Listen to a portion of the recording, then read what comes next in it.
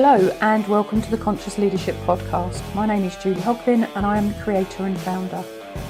This podcast covers every aspect of conscious leadership and the Conscious Leadership Code. And if there is a particular example or angle or subject you would like an episode on, please reach out and let me know and I will create it specifically for you. SWOT analysis. And why now and why here?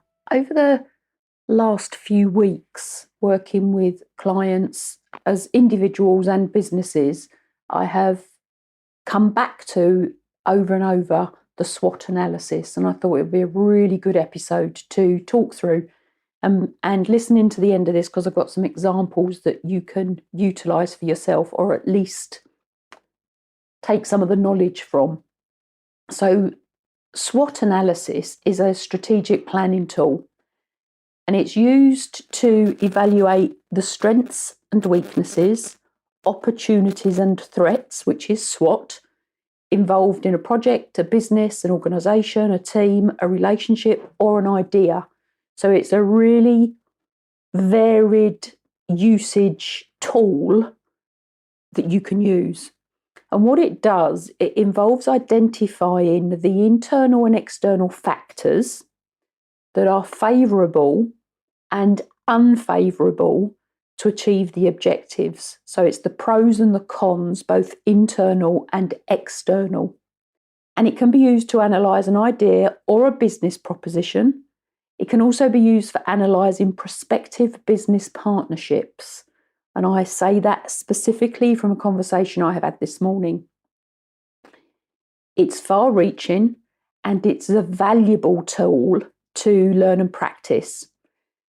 And it looks at both the internal operation and the external world. And when we are in business, or when we are looking to go into business, or whether we are looking to change or do something different, to add a product to our market, to change a product, to delete a product, a new product comes onto the market and we want to compare against it, or we are starting a new business. It's so far-reaching. It's really valuable to learn how to do it in reality.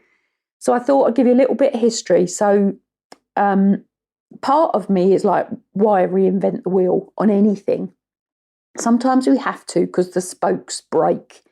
But in general, there are some really, really good analysis frameworks, business models, personal development models that were originated decades ago that still really work now. Doesn't matter what generation, what century we're in, to be honest, they still work. And the SWOT analysis is one of those. And it's been credited to a guy called Albert Humphrey, who was an American management consultant. And he developed the concept in the 1960s and 70s. There were a lot of good models built in this period because it was when we were coming away from or starting to come out of the managing by objectives era. So we were starting, as much as we were still in it then, we were slowly starting to come out of it. And the human element of business was coming in. Now, I'm not saying that's why he created this model, but it's sort of all in that period. Maslow was in the middle 50s and he started to look at the human element of business. So things started to shift here. And Albert Humphrey was doing the research at Stanford Research Institute. And he was looking at how he could help businesses identify strategic options for growth and problem solving. And then, of course, with any good model, it gets developed, it gets disseminated. And he did this through his work, his conference presentations and consulting practice. And I bet if podcasts were alive then, he was doing them. I bet he was on the radio stations back in the day talking about SWOT analysis if he was at that level. And of course, since then, it's become a really widely used tool. And as I said earlier, the good ones last. They last the test of time. So why reinvent the wheel? As the saying goes, if it's not broke, why fix it? We don't have to remake everything. So let's have a look at what it really is. So the SWOT analysis helps you to understand the current position of anything, and it assists in decision making for future actions.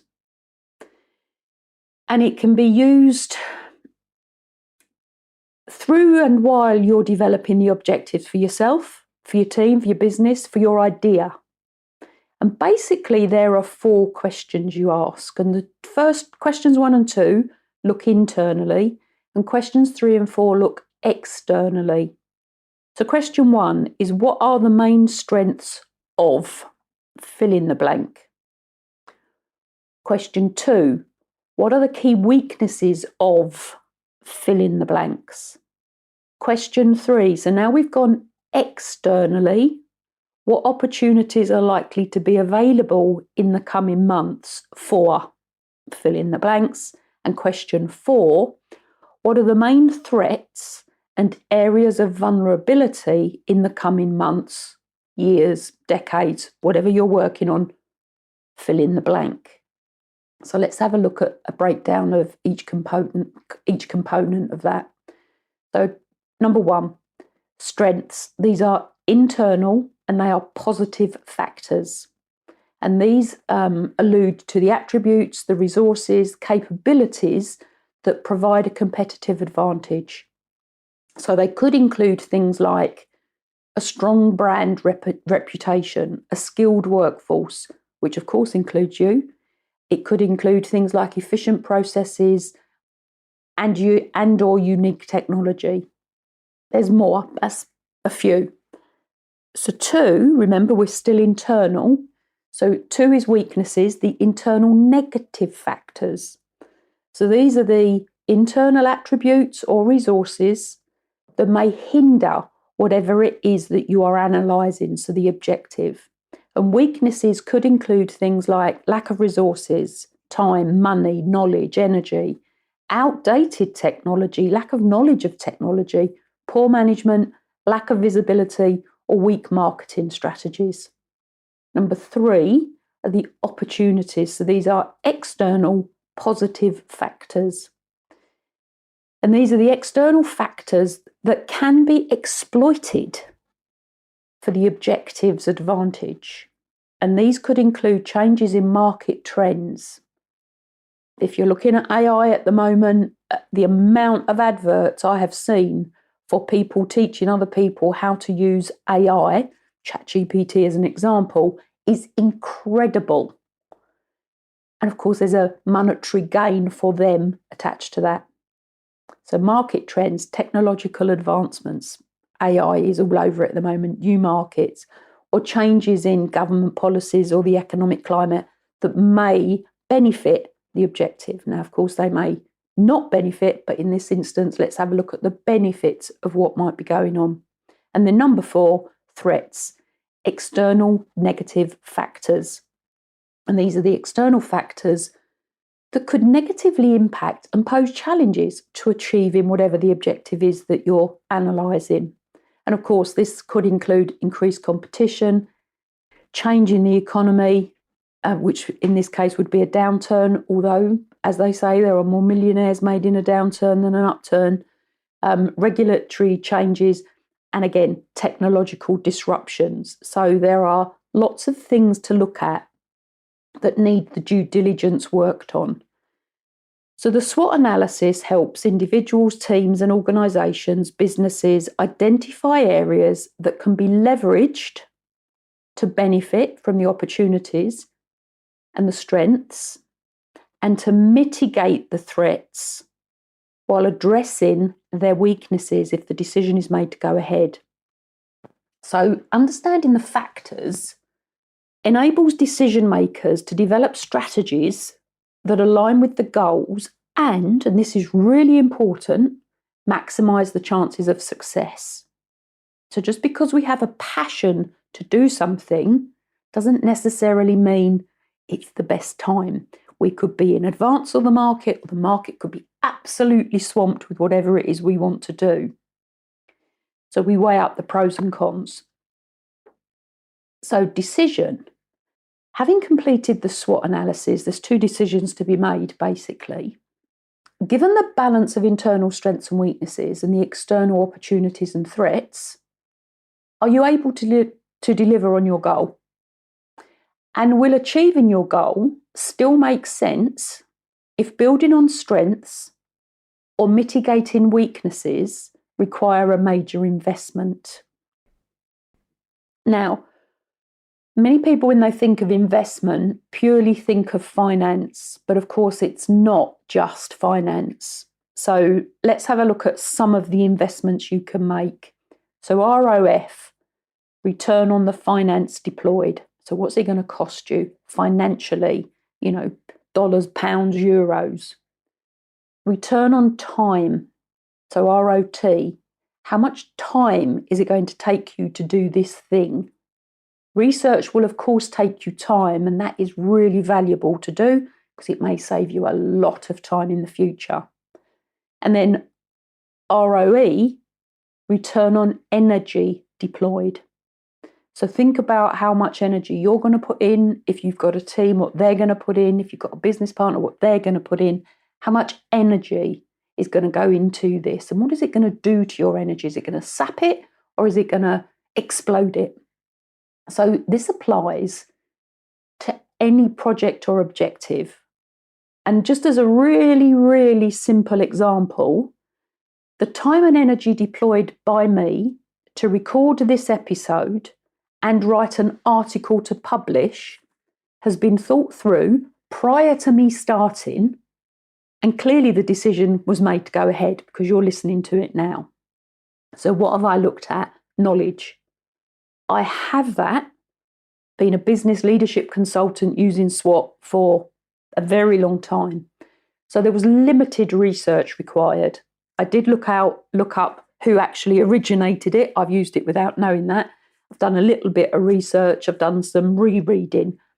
But that has limited my time invested because my knowledge supports. And time-wise, I've got that this afternoon, and this is Sunday afternoon, and it's wet. So I'm not going to be doing anything else. And I'd rather be doing this than vegging out in front of a TV. So energy, I've got it in bucket loads. And to be honest, there's not that much required to write and to record. And I really enjoy doing it. And finance, it's cost me very little to do this because I've already got the equipment. I've already purchased it. There are over 200 previous episodes to this one to record, and my PC, my laptop, all of that. I've already got it. I use it all the time. It's part of my business. So my SWOT analysis on a really quick, very simple basis was really easy to do. It was worth my investment of time and energy because it hasn't really cost me financially to do this. I've already spent the money. So let's twist the concept a little from broad down into narrow, which my example has just given you as well. So when a large project or an idea is analysed using SWOT, you may be left with a huge list, and I've been in this position before in previous business that I have been part of, which no one actually knows really what to do with. And when you get to that point, it can become overwhelming. Now, this isn't an episode about planning. I will do one of those if I've not already done one. Go back and check the previous episodes. But once you've got the list, you then need to plan what you do. So if the initial analysis says, yes, it's doable and yes, it's worthwhile, then break it down into priorities. For operational, which includes you, your part of the operation, execution. And the key issue for the analysis is to focus on an objective to get the ball rolling.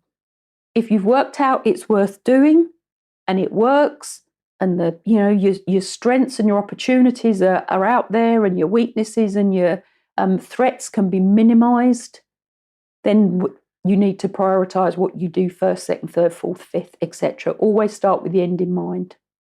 So a couple of questions. What specific internal strengths can be called upon to achieve this specific goal?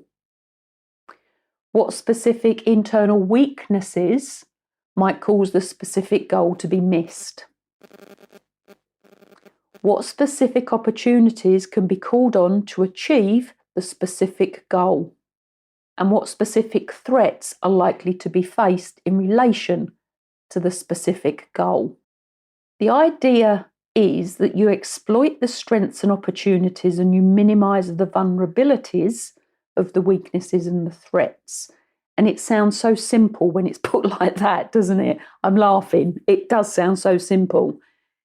And it depends what comes up through the analysis while you're doing your due diligence. But here's another thought process that will work for you. And it's called a probability and impact assessment. Another way of looking at this to identify whether you go ahead or not is to, after having identified the opportunities and the threats, is to further explore and undertake a probability and impact assessment. And I can hear you thinking, what is that? What is she on about now? But these two tools work really well hand in hand. And the PIA is a technique used to assess potential risks associated with a specific event or scenario. And you evaluate the probability and impact of each risk. And when you've done that, you can identify the most significant risks and develop a risk management plan to mitigate or to manage them. And it runs hand in hand with SWOT, especially for business. And of course, for us as individuals as well. So probability is a measure of the likelihood that a risk will occur, and impact refers to the extent, impact refers to the extent of the potential consequences if the risk does occur. And basically you work out, give each one a score, you work them out, multiply them together, and it gives you the assessment criteria, the assessment number. So by evaluating the probability and the impact of each risk will help you to identify which risks are the most significant and require the most attention. And as I've just mentioned, you use a scoring matrix and you assign a numerical value to the probability and a numerical value to the impact. And then basically you multiply them together and it gives you a score. The risk, they can be used to rank risks from highest to lowest, which then allows you to prioritise them for the risk management activities. It will also allow you to identify the ones that are going to give you the most issues, the most problems. And what you have to do is, on the probability, you use your judgment to weigh the likelihood of that thing happening. Now, again, that might take some research, might take due diligence, but you're using your judgment with the knowledge that you have. And the impact, it's necessary to try and quantify the impact. So if the thing happens, what's the impact of that going to be? And you score both individually and then you multiply them up. You can use a scale that works for you, 1 to 10, where 1 signifies minimal impact, 10 is highest, or you can do from a low to high, so low, medium, high, whichever works for you. And some things are, you'll know when you get to do it, which one you need to do low, medium, high on, and which one you want to go from 1 to 10 on. You'll know when you get there. If you go over to my website, juliehogbin.com, there's an example of what the scoring matrix could look like for you. This article will be on the website as well. So if you want to go and download that, please do.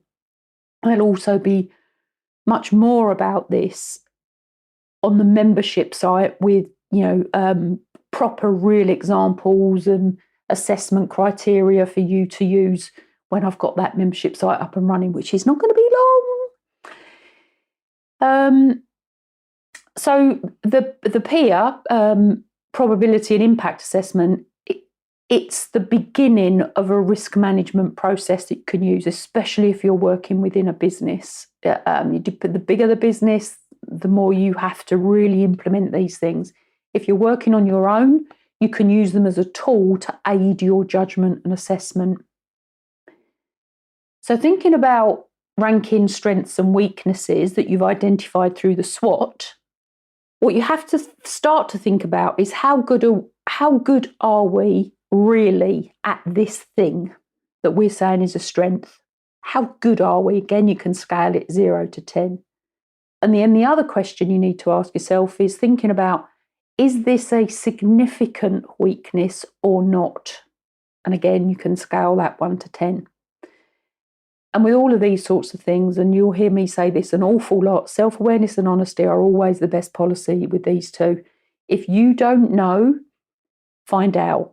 Ask for feedback and take self-assessment profiles. They're going to be in the membership site.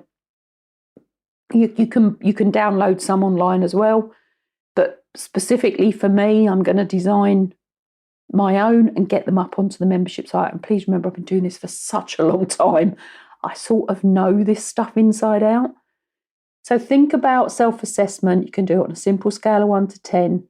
You can benchmark it against competitors if you know what other people know and you can assess what you know against them. I'm not talking about comparison here, apart from with a positive intent, so you know what you need to learn.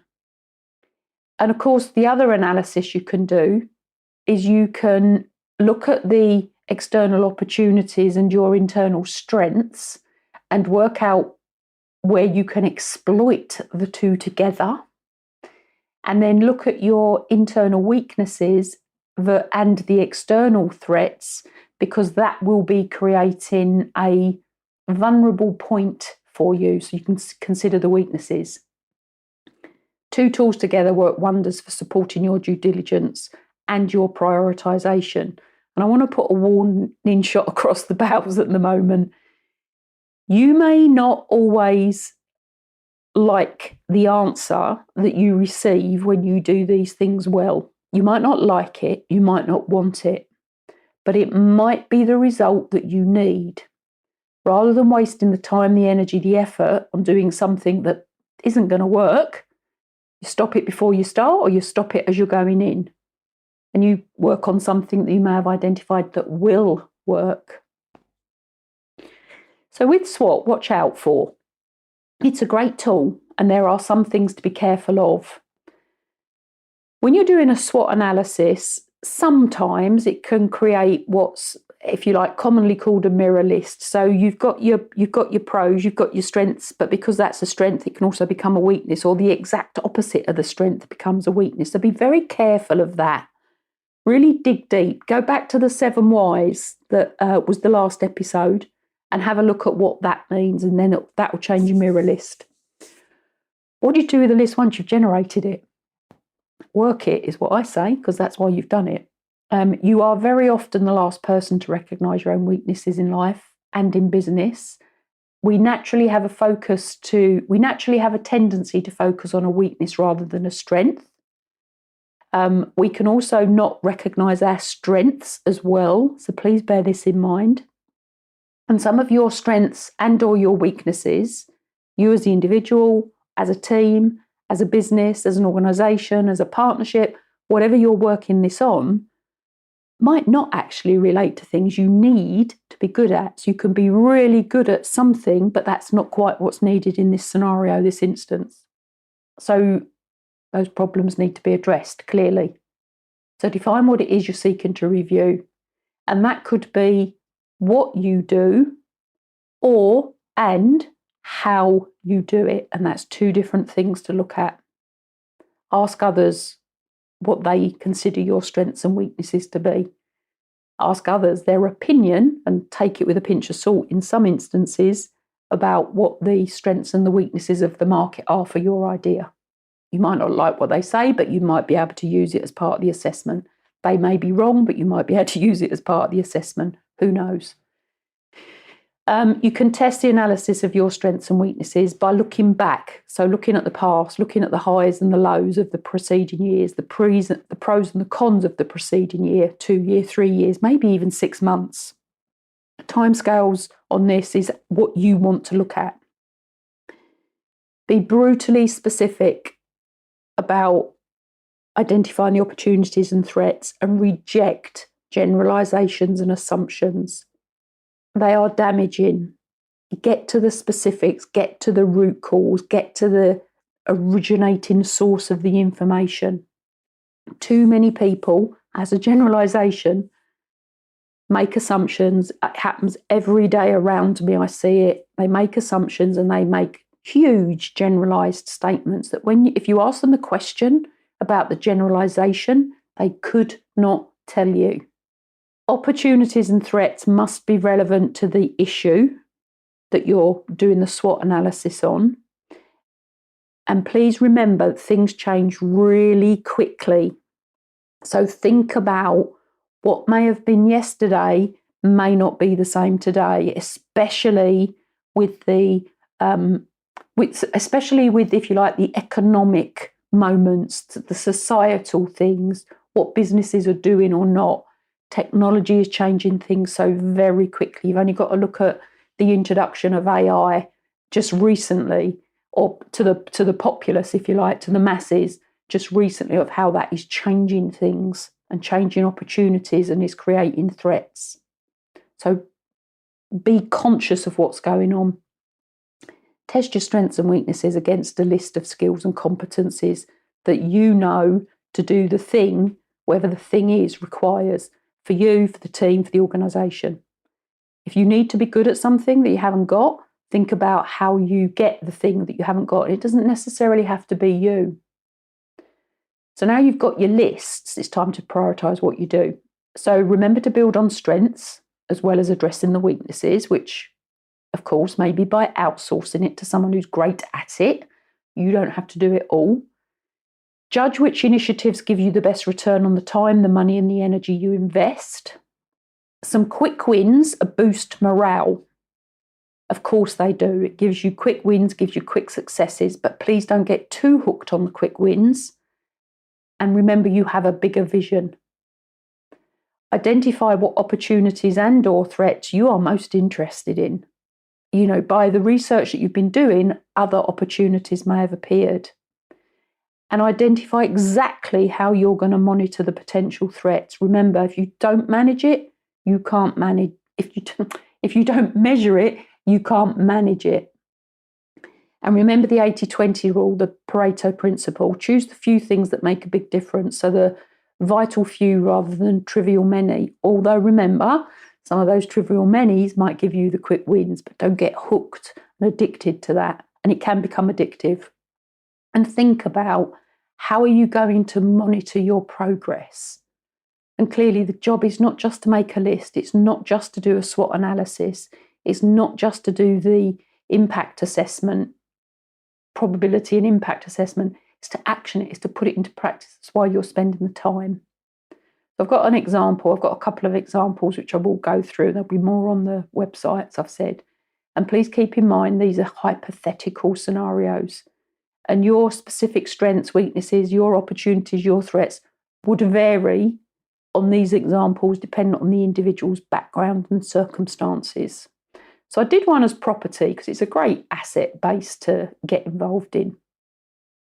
So I did one on somebody that has no prior knowledge of property investing, but who wants to buy a rental property. So the strengths, which remember are internal positive factors. Strong financial position. You have saved enough money for a down payment, for a deposit, and you have a good credit score to secure additional financing. Now, there's lots of financing models. Again, I'll do some more on that. It'll be in the membership site as well. But we're going to go with a bog standard, if you like, buy to let. So you've got a deposit, you've got a good credit score, you can secure financing. You've got high motivation. You're eager to learn about property investing and you are committed to making it work. And you have time availability. You've got enough time, free time, to research, network and manage the rental property. And remember, there's two different things in there. Free time to research and network initially, and then afterwards, if you're not going to put it out with an agent, network and manage the rental property. I've taken that a bit further. Weaknesses, internal negative factors. You've got a lack of knowledge. You have no prior experience or knowledge of property investing, which could lead to poor decisions.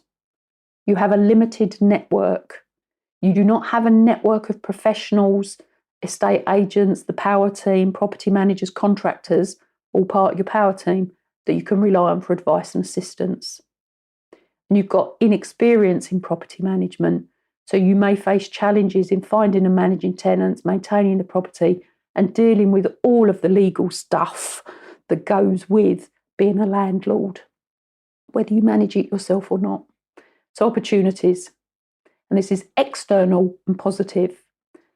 Growing rental market. The rental market is experiencing growth, and currently some property investors are selling.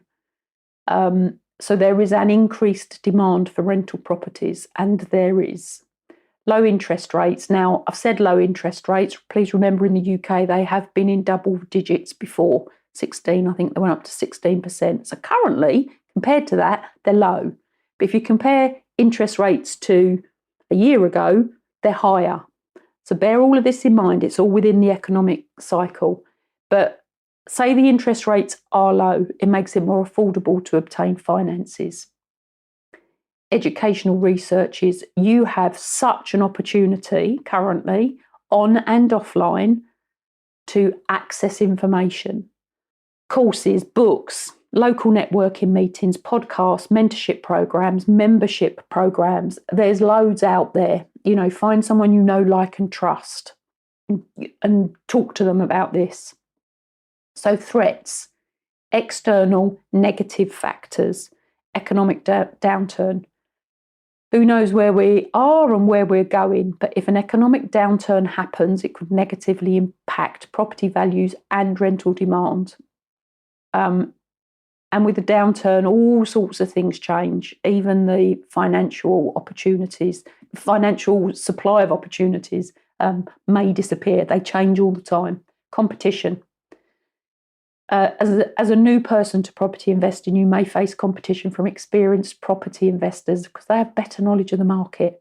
They have already built relationships with agents. They already know how to research property. And the last one on the threats, regulatory changes. Changes all the time, from rent control, property taxes, it's so much, interest rates, utility increases, all affect and impact the profitability of a rental property. And please remember, there are many strategies. So you could invest, as a strategy example, you could invest in your education by taking courses, reading books, finding a mentor, build your knowledge and your network. You can start to analyse the local rental market around whatever place you are living outside of your area. And please work out, if you're going to do this, work out whether you want to travel or not, whether you want to work an agent or not. Lots more to this as a concept. Work out whether you want to invest in your area or outside of your area, and look at the economic trends to make informed decision when selecting that property to purchase. So here's another quick one, starting your own business. So this one is around someone who wants to start their own business and has only been, this was me in the past, an employee, and has never been in a leadership or management position. Now, that wasn't me, but I was an employee, but I was a leader and I was a manager. So I had done lots before I came out of being an employee into my own business. So strengths, remember, internal positive, industry knowledge. You've gained valuable knowledge and expertise in their industry through their work as an employee. Remember, that's if you're staying in the same game. Strong work ethic. The individual's hardworking, dedicated, and willing to put in the effort to build a successful business. Passion for the business idea. You are genuinely passionate about the business idea and driven to make it a reality. And that's where you need your SWOT analysis. Because you might like it, the market might not. And sometimes you never know until you try. Weaknesses, internal, lack of management and leadership experience. You have never managed a team or led a project, which may make it difficult to assume a leadership role in your own business. Lack of savings. It is recommended prior to starting your own business and potentially leaving paid employment, and not everybody does it, but it's recommended that you have a buffer of at least 6 months' financial resources available. A lot more to that, which I can talk about later. You have limited business knowledge. You may lack knowledge in essential areas of running a business: finance, marketing, operations, tax, accountancy, so much. And you've got no entrepreneurial experience. You've not started a business before. And if you haven't, you will face a steep learning curve in understanding how to build and grow, if that's your choice, a successful company. So opportunities, remember, external positive factors, market demand. Your business idea addresses a market need or untapped opportunity, which could lead to success. Oh, fabulous. Networking and mentoring. You can connect with other entrepreneurs, industry experts, and mentors to gain valuable insights and advice. I've just done a half-hour call, free half-hour call this morning with somebody who's been in business a year and didn't know the basics. Access to resources. Various resources are available to help you starting and running a business. Online courses, books, podcasts, web workshops, membership sites. Banks do courses on this. It is out there. You have to find it. Don't think you have to be on your own. Threats, external, negative. Competition. You can face strong competition from established businesses in the industry that you're choosing to go into. Demand in a changing market changes supply needs, pure and simple. Economic uncertainty. The economy fluctuates, which could impact your ability to secure financing or attract customers. You know, things change, market trends change, customers' needs change. So be conscious and aware of that. And again, regulatory changes. The legal landscape, starting and running a business, can be complex, it can be time consuming for the individual. You don't have to know it all, but you certainly have to know some. So as a sort of an example of a strategy, you could invest in your education by taking courses or attending workshops to develop management, leadership and business skills. You can seek out membership and networking opportunities. You can learn from experienced entrepreneurs. You can build a support system. You can join membership sites. And additionally, conducting thorough market research and understanding the competitive landscape, the competitive market, will help you refine your business idea and improve your chances of success. And please remember, nothing sits in isolation. Everything is connected. And if you've got your intention and you want to get to that impact, please talk to me.